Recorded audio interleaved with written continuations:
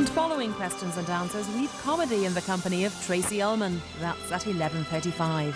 But now on 1, it's time for the 9 o'clock news with Anne Doyle.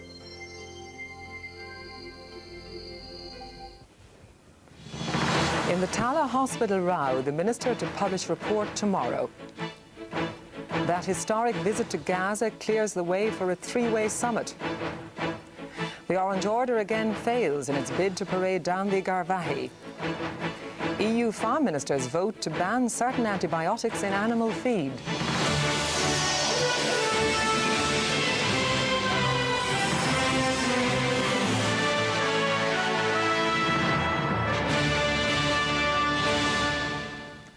Good evening and welcome.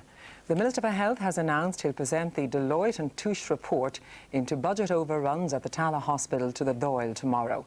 Earlier today, the hospital board's treasurer, Professor David McConnell, accused Mr Cowan and his department of breaching confidentiality undertakings by selectively leaking extracts from the report to the media. Fine Gael's health spokesman Alan Shatter said the minister should acknowledge the hospital needed additional funding for this year. Open warfare has broken out between the Department of Health and the board of the Tala Hospital. It started when Health Minister Brian Cowan sent in Deloitte and Touche management consultants to investigate budget overruns. Last Wednesday, the minister gave the report to the board for consideration. Now the board alleges the minister and his department breached confidentiality undertakings by selectively leaking extracts from the document. We have found very recently, in connection with the Deloitte Touche report, that they simply didn't fulfill the undertakings which they made, and not just once, but at least 3 times. One was the minister, of course, releasing a press release on Wednesday night, which, by the way, said that he wouldn't say anything more about it, and then going into the Doyle on Thursday evening and making a longer statement, which he compounded the problem. And then it's fairly clear that there's been leaking from the department to the press for the Sunday papers. And this is extremely damaging to the relationship between us and the Department of Health. Professor McConnell said the hospital had been underfunded from the start, despite personal undertakings to the board from senior officials of the Department of Health. At the hospital this afternoon, patients seem to share that view. The staff here are overrun off their feet. I think it's a bloody disgrace the way the minister's treating this hospital, discrediting the name of it. It's a wonderful hospital and the staff here are excellent. I think the hospital is marvellous, and I think that they're not getting what they should be getting from the minister. However, some staff members claimed there were management problems. In points of it, it's badly run. You can see that, but they're trying their best to rectify whatever we can, but in parts of it, yes, it is. Tonight, the minister defended his department's record on this controversy. The whole purpose of withholding publication was the opportunity to be given to the board to come back to me within a matter of days with their full and considered response to the issues that are involved. I heard what a member of the board said this morning, and I have no problem making the report available, copies of the report available to the House tomorrow for members to view it. The war of words between Brian Cowan and the Tala Hospital Board is unprecedented. However, even if the Deloitte and Touche report is published, it's clear that the relationship between the minister and the board has been seriously damaged. How it can be repaired is as yet unclear. Ingrid Miley, RTE News at Tala Hospital. Within the past hour, it's been confirmed that a new Middle East peace summit involving President Clinton and the Israeli and Palestinian leaders will take place tomorrow. This follows a decision by the Palestinian National Council to drop clauses in its constitutional charter that call for the destruction of Israel. The move was welcomed by Israel's Prime Minister Benjamin Netanyahu. This is the first time an American president has visited a Palestinian-ruled territory. It had been planned as part of a celebration of the Wye Peace Accord, but after a week of violent clashes, it turned into a rescue mission. Mr. Clinton was met by the Palestinian leader Yasser Arafat, and his first task was to officially inaugurate the new Gaza International Airport, opened last month as part of the peace deal and a symbol of Palestinian sovereignty. But the success of today's visit hinged on a meeting of the Palestinian ruling council and whether or not it would nullify a clause in its charter calling for the destruction of the Israeli state, a major obstacle to the peace deal. Before the vote was taken, Mr. Arafat reaffirmed his commitment to the peace process and urged the council to support the deletion of the controversial clause. Please, raise up your hands that you agree on that. In the end, it was enthusiastically endorsed.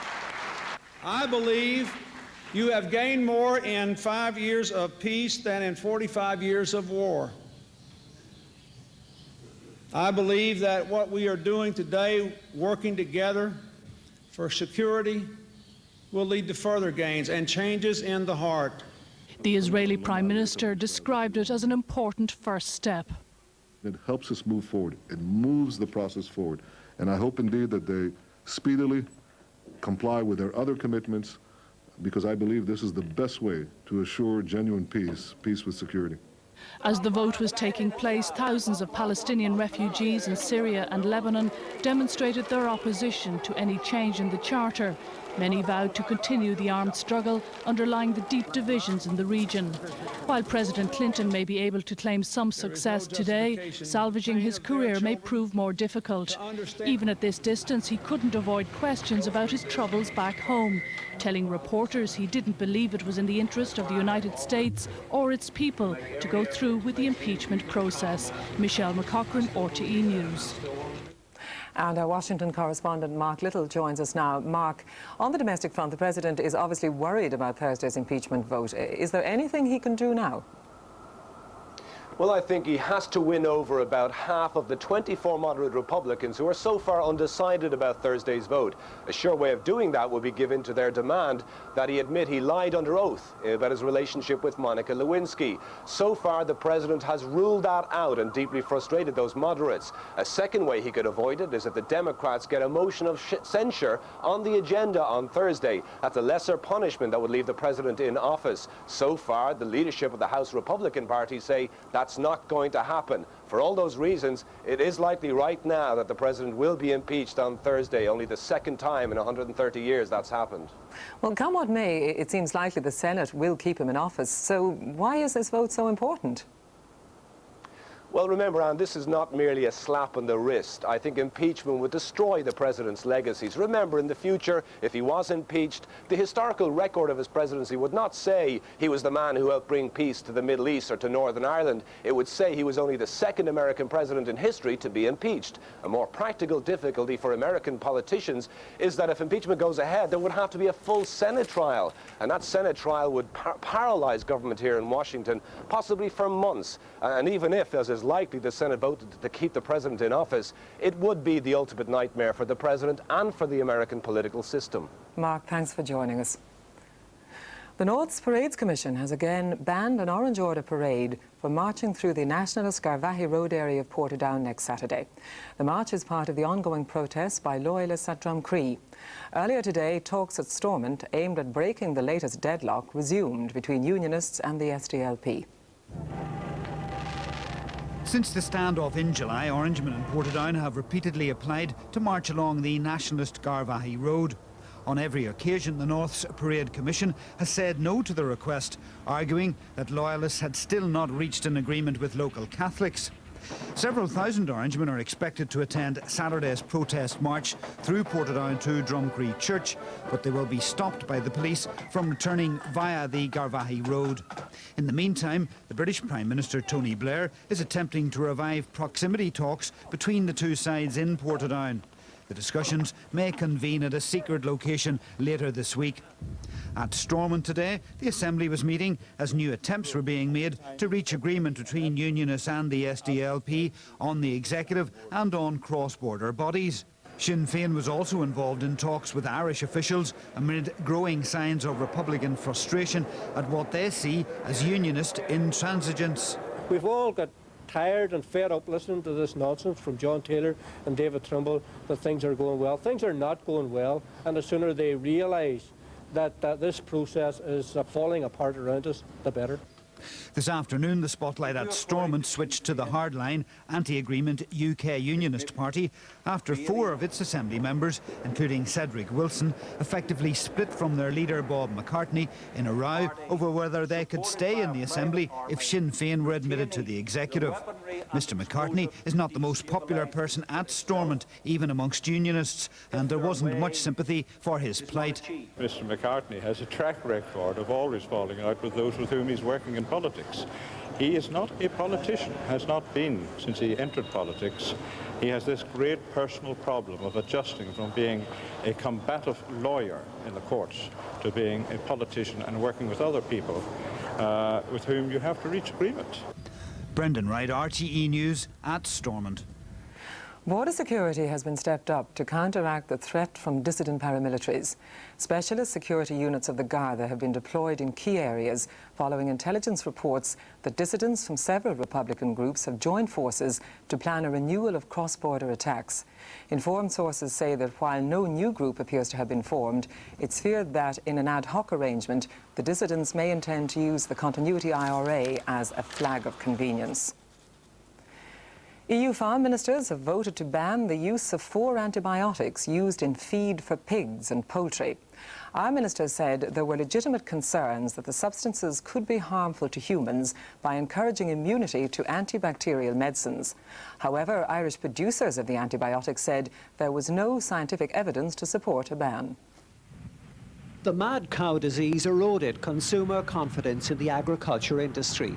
Today's decision by EU farm ministers is in part an attempt to rebuild the relationship with consumers. It is necessary that we do everything possible to make sure that the consumer health is our most important issue, and that we can give guarantees that our food is clean and that our food is well accepted by the consumers. The ban affects 4 products used in feed for pigs and poultry. Scientists admit there is no firm evidence to prove that these substances find their way into the food chain and reduce our immunity to antibacterial medicines. But the EU ministers don't want a repeat of the BSE saga, when they were accused of protecting an industry but putting consumers at risk. There is no doubt that we've had a number of food scares over the last few years. We had the BSE in 1996, and more recently we had E. coli 157, Listeria, Salmonella, and the consumers do look to the political heads of departments to take decisions, and decisions in their favour. Today's decision was taken with the utmost caution to ensure that there's the greatest level of food safety, and we think it was important to do that. 12 countries, including Ireland, voted for the ban, while Spain, Belgium and Portugal abstained. Farming sources say Irish sales of the 4 substances are worth about £1 million each year.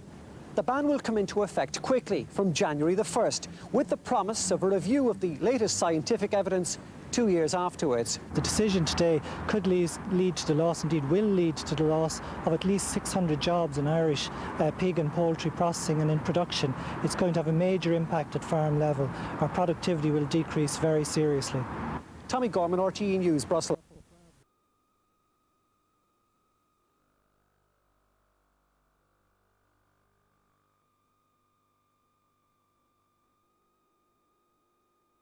A song first and then tell me what team sang it.